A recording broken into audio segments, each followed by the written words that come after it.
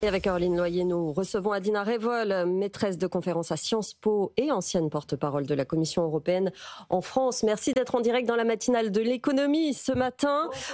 On s'intéresse évidemment à ce qui s'est passé hier à Washington. Un bien meilleur échange déjà qu'il y a 6 mois dans le bureau ovale entre Volodymyr Zelensky et Donald Trump. Sur le fond, vous en retenez quoi, Adina Revol ? Écoutez, effectivement, heureusement qu'il y a eu un meilleur échange qu'il y a 6 mois, après la rencontre d'Alaska, où le tapis rouge a été mis devant un criminel de guerre, Vladimir Poutine. Donc, heureusement, je retiens également l'image de l'unité européenne qui était très forte. Et puis, j'en retiens également le fait que les Européens ne sont pas encore émancipés des États-Unis. Donc, le soutien à l'Ukraine va continuer de l'Europe, mais l'Europe a encore besoin des États-Unis. Et puis peut-être un dernier point, lorsqu'on parle de garantie de sécurité en dehors de l'OTAN, j'en retiens également que Vladimir Poutine pourrait avoir un sort de droit de veto sur les adhésions futures de l'OTAN.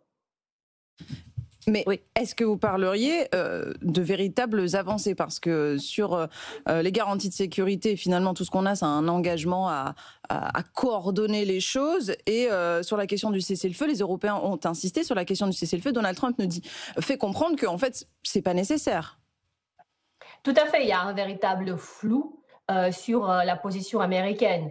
Donc, il y a eu les leaders européens et Zelensky ont été reçus de manière courtoise. Parfois, il y a eu un certain nombre de remarques pour le moins bizarres vis-à-vis de certains leaders européens, mais sur la position américaine, pour le moment, ça reste assez flou sur les possibles garanties de sécurité.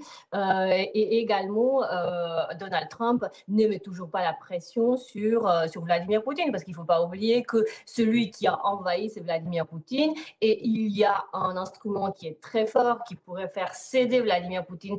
Il ne faut pas oublier que l'économie russe va très très mal, et donc ces fameuses sanctions secondaires sur l'Inde, notamment sur la Chine, possiblement, ne sont toujours pas approuvées. Et donc, en fait, Vladimir Poutine n'est pas en position de faiblesse, c'est-à-dire qu'il n'a pas besoin de négocier. Et puis, un dernier point par rapport à Vladimir Poutine, c'est que, en fait, même s'il déclare possiblement vouloir rencontrer Vladimir Zelensky, dont je doute, puisqu'en fait, le rencontrer, ça voudrait dire reconnaître sa légitimité. Or, Vladimir Poutine ne reconnaît plus la légitimité de Volodymyr Zelensky. Et puis, n'oublions pas que Vladimir Poutine, c'est un maître espion pour qui la dissimulation est de deuxième ordre.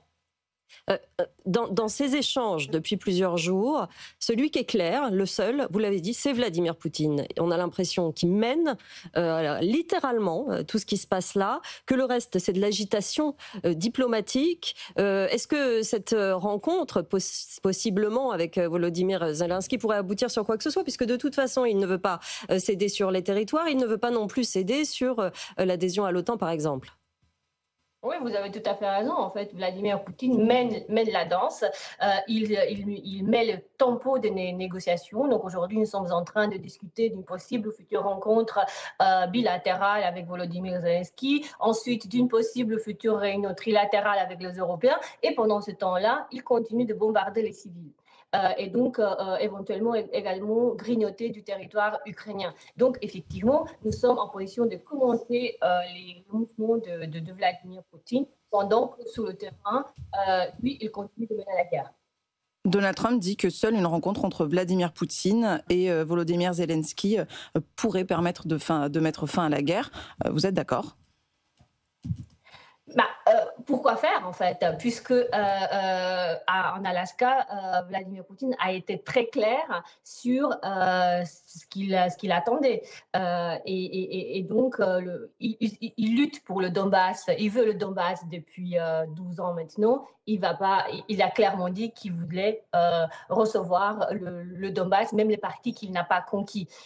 Donc, à partir de là, Volodymyr Zelensky lui a répondu lors de la conférence de presse de ce dimanche à Bruxelles en disant que la constitution ukrainienne le lui interdisait. Donc, ça risque d'être également un dialogue de sourds, mais ce que je note dans les déclarations de Volodymyr Zelensky, c'est des discussions qui auraient eu lieu sur le retour des prisonniers, y compris des enfants kidnappés par la Russie. Donc ça pourrait être un point de discussion entre les deux leaders. Mais après, sur les territoires, la position de Vladimir Poutine reste très claire. Et puis, je pense qu'on a tous vu le t-shirt de Sergei Lavrov qui en dit très long sur les ambitions néo-impérialistes russes. On a entendu le scepticisme aussi d'Emmanuel Macron. Il ne croit pas du tout à ce que la paix avance, il ne croit pas du tout à ce que Vladimir Poutine veuille la paix. Il parle de sanctions supplémentaires si jamais les discussions n'aboutissaient pas. Est-ce qu'on sait précisément ce qui pourrait ressortir de ça, de ces sanctions ? L'énergie, c'est le nerf de la guerre, en fait, puisque Vladimir Poutine, il finance sa guerre avec ses revenus énergétiques. Or, il avait un fonds de réserve qui est maintenant épuisé. La Banque centrale russe est sous sanction, donc ça veut dire qu'il a du mal. Il ne peut pas emprunter à l'extérieur. Il y a un déficit qui avoisine aujourd'hui 60 milliards de roubles, donc qui va s'accroître jusqu'à la fin de l'année, donc son économie va très très mal. C'est pour cela qu'il a engagé ces discussions pour gagner du temps et éventuellement espérer une coopération avec les États-Unis. Notamment en matière énergétique. Et donc, il espère qu'il va pouvoir redresser son économie avec un possible deal avec Trump, notamment sur les questions énergétiques. Donc aujourd'hui, si on veut mettre vraiment la pression sur Vladimir Poutine, les Américains doivent mettre des sanctions secondaires sur ceux qui rachètent du pétrole russe. Donc, il y a la Chine et l'Inde. Et ensuite, au niveau de l'Union européenne, nous pouvons faire aussi également plus d'efforts parce que nous achetons encore pour 20 milliards d'euros de gaz russe. Et la France est d'ailleurs devenue le premier importateur de gaz naturel liquéfié de l'Union européenne. Donc encore une fois, l'énergie, c'est le nerf de la guerre.